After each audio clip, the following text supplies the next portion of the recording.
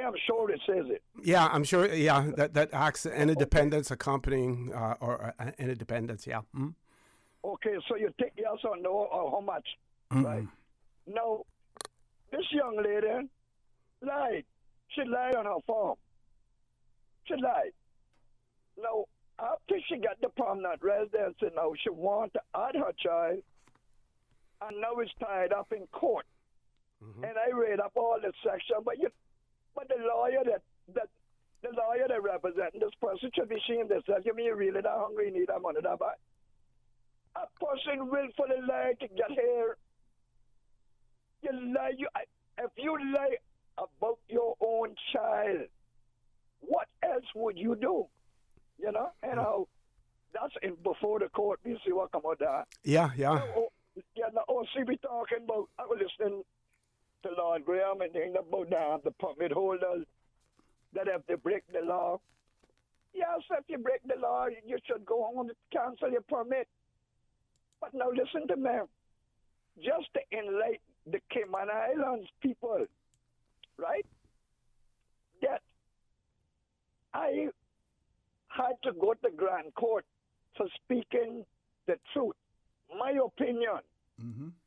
My opinion, and it was the truth. Well, freedom of speech, but it was my opinion, and a lot of it was the truth. Okay? Now, when I went, my lawyer fee, well, you know, you go in Grand Court, that's some money. So I went to try to get legal aid. Okay? So they told me that I could get up to $3,000, but I had to pay back $1,500 of it at $150 a month. I said, well, I can handle that, you know? And I had to pay the other rest, right? Which was a good bit of money. But now going through this legal aid document, my dear friend O.C., there is 3 pages in the legal aid form that is specifically dedicated for work permit holders. Now, can you imagine? You come here as a guest worker, you break the law, and then the Cayman Island government, the people of the Cayman, pay for a lawyer for you to go to court. But it's not automatic, though. It's again, you have to qualify. Yeah, but OC, let's be real now. If I was elected, that would be one of the first. That had to move from there.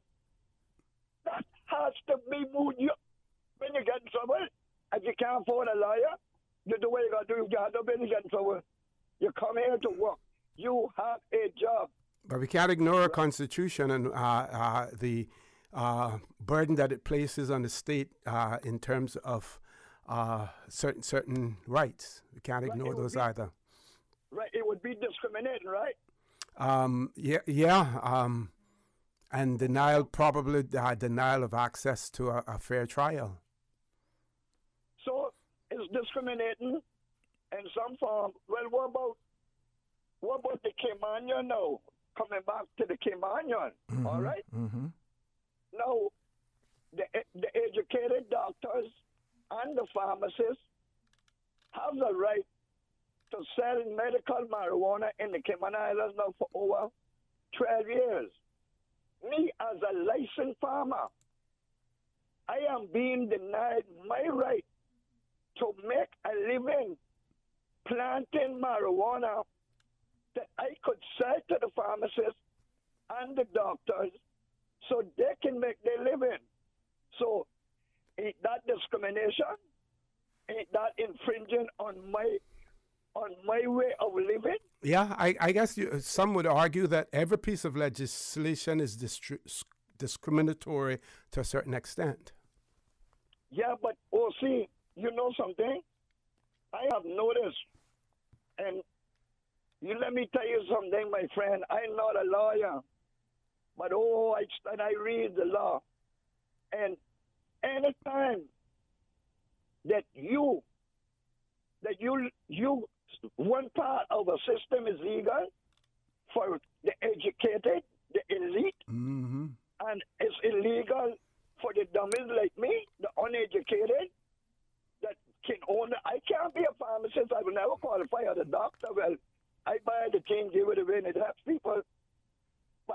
have denied my right.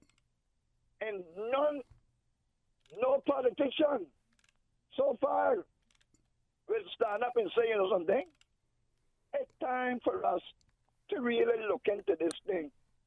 I mean, see, if you could get the freedom of information or something, I can guarantee you this. I might be right, I might be wrong, but I'm somewhere in the middle. That they are selling over anywhere between $8 and $10 million a year on cannabis oil. I'm telling you, because I'm looking at a bottle right here now that I get from Per Se. God bless his soul, his name right up here. First of all, Thomas Worms, cannabis oil, right? And I forget how much volume it is. And a bottle of it is over $100. Okay? Okay. And sometimes person gets 3 bottles because he left me up with one, and I will help him with the flour. That's how we bother. No, I can't process the oil. I know that, but I can grow the flour. So it's an industry. It's an industry waiting in the waiting, and for some ungodly reason, we have elected people for the last 12 years now. 19 of them voted for it. It should be called a Dan Warren law now. Yeah, but not one can come to the table and say, listen, it's time for us to stop this discrimination against the people. But election coming up again, they're going to look for my people. My people. Yeah. Hey, I tell you something. Oh, see, I said this to Moses in his office, right? And I can say it over the air now because he looked serious and he got a big laugh. I say it might be a joke to you, but it's not a joke to me. Now you listen to me. My thing. Now this is Elvis, this only coming from my little pea brain, what you want to call it. We have 6 electoral districts, right? Well, I mean, okay. Before it was 6, before they were divided, right? 5 in Grand Cayman and Cameron and Little Cayman is counted 1, so it was 6, right? Okay, good. Now, I said this to a lot of people, but this is the first time I'm saying it over the air. If we had 6 Caymanians, I remember we got 19 then, all right? If we had 6 Caymanians, 1 from each district, okay? So you got West Bay, Georgetown, about now, so you understand? Getting ready to go to commercial break, so you got to be quick. Okay, so we got 6. And the other 13 out of them, and you got on the Reunion there, so you got 1 on the Reunion, you got 1 or 2 Jamaican, 1 Filipino, 2, 3 Canadian, to make up the other rest, Americans to make up the other rest. So you would have 13 foreigners, because we got 100 non-nationalities. So we got 13 foreigners in the house and 6 Caymanians. And I can guarantee you, I put my head on a chopping block, that the Caymanians would get more representation than what they get now, because some of those foreigners that I talk to, they look at me with a bleeding heart. They say, Elvis, I can feel your feeling, And this is just my OC. Quickly, gotta go. I said that's my belief. That's my belief. Because the Caymanians would have to vote for the Caymanian then, or the foreigners would go vote for their people. That would unify us. Okay. Thank you very much. 9 minutes to. We still have a commercial break to take, so not much time after that commercial break. But folks, please stay tuned for the record. We'll be back shortly. So much happening so fast, too much. It is hard for me to follow my health care instructions. The private counseling with West Bay Pharmacy literally saved my life. At West Bay Pharmacy, we know how complex medications can be. Our pharmacists are delighted to offer you personalized one-on-one healthcare counseling, free medication review, therapeutic callbacks, and we will liaise with your physician to ensure you receive the best in quality medical care. Quality of life has a whole new meaning with the right pharmacy to support you.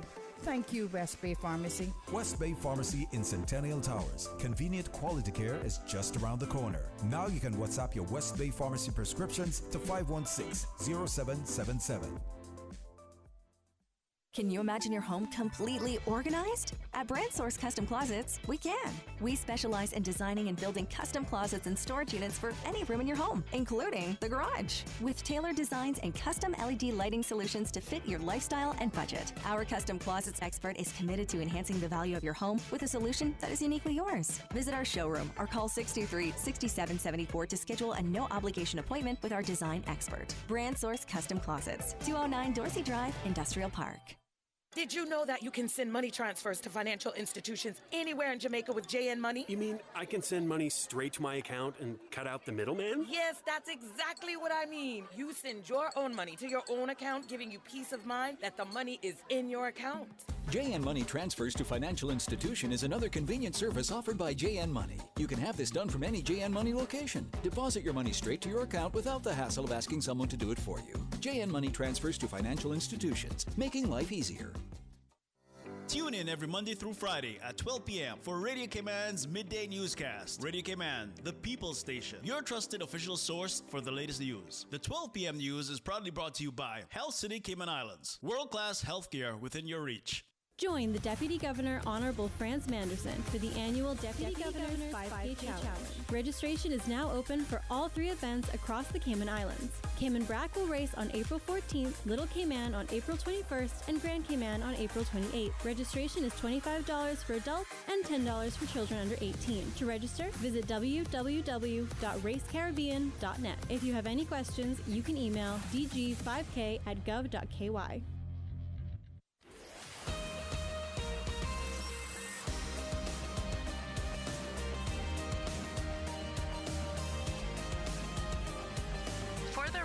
With ORRETT Connor. Good morning. Welcome back to For the Record. We're on the last leg of the show this morning. 5 minutes left to go in the show. This person has written and said, "Good morning, OC. It is my understanding that prisoners, when released, that they come out with a stipend," and the question mark. If so, if it were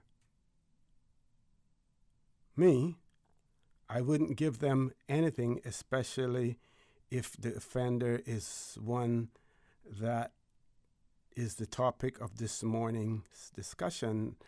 And my input on this, if they are not Caymanian, put them on the next available flight to their home of birth. Have a blessed weekend. I think they earn in prison, they earn some monies by doing certain things and per day. I guess it gives them an opportunity for a little start. It's not a whole lot. I would, in relation to the comments about putting those non-Caymanians on flight home, we have seen that whole deportation process becoming more and more litigious. Government being challenged in relation to decisions to deport non-Caymanians. In some instances, arguments being used, the right to family life and other issues as well. And I know that some persons, some, including myself, sometimes get very frustrated and feel that in some instances, those that don't belong here sometimes have more right than those who do. Now, when I say belong, I'm using the terminology in a legal sense that they're allowed to be in the Cayman Islands. Remember, at one point in time, we didn't call it Caymanian status. It was called belonging to the Cayman Islands. So those who don't legally belong here sometimes may have more rights than those of us who are here. And sometimes we have to be extremely patient with the process. Sometimes we may think that way, but then there may be other family members, young children, who may be affected by some of these deportation orders as well. But like I said, it can sometimes be frustrating. Miss Susan, you want to check and see if we have any voice notes? Do we have any voice notes before we close off this morning? I don't believe so.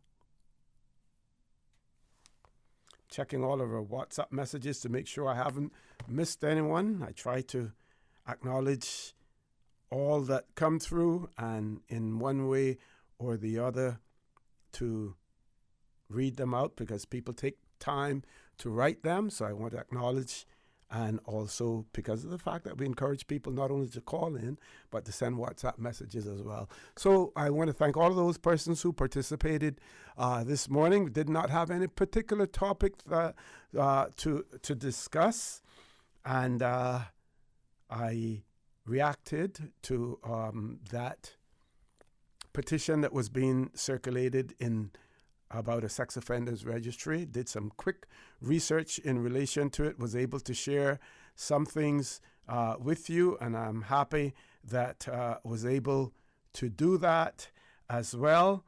There was one article that I wanted to share with you, and it had to do with Bermuda, and it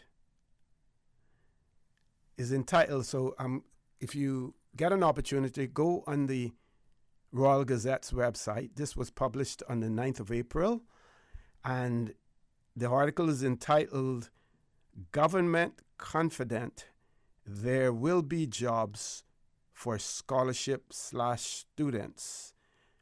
And it talks about the scholarships and students who are overseas, and the fact that it says a high probability exists that businesses on the island, that's in Bermuda, will require the skills of workforce development scholarship recipients, a government spokesman said. He highlighted that data from the Department of Immigration showed the extent of shortages of Bermudans in certain job sectors. The comments came in response to questions about plans to change the Department of Workforce Development agreement with scholarship students. In the House of Assembly last month, Jason Hayward, the Minister of Economy and Labor, tabled a position paper on retaining the local workforce, which said currently DWD scholarships do not require recipients to return to Bermuda at any point in time.